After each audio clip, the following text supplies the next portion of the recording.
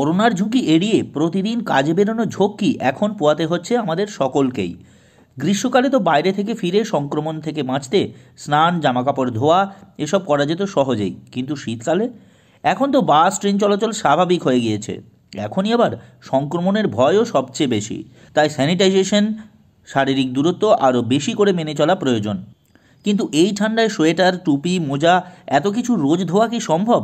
নিজেকেই বা পরিষ্কার রাখবেন কি করে?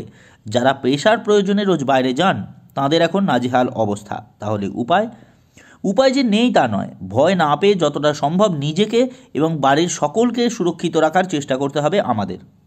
বাইরের পোশাক রোজ না ধুলেও চলবে, একাধিক সেট ব্যবহার করুন যাতে একই পোশাক অন্তত 24 ঘন্টার মধ্যে দ্বিতীয়বার পরতে না হয়। 24 ঘন্টা সম্পূর্ণ আলাদা জায়গায় রাখুন বাইরের জামাকাপড়। ভাইরাস 24 ঘন্টার বেশি জামাকাপড়ে থাকতে পারে না, তবে তারপর সেগুলির সঙ্গে আবার বাইরের জামাকাপড় রাখবেন না, সেগুলি সরিয়ে দিন। রোদে রাখতে পারলে খুব ভালো হয়, না পারলে পরার আগে ইস্ত্রি করে নিন, এতে ভাইরাস নষ্ট হয়ে যাবে। জামাকাপড়ে যদি ধাতব বা প্লাস্টিক কিছু থাকে সেই জায়গাটি ভালো করে স্যানিটাইজ করে নিন।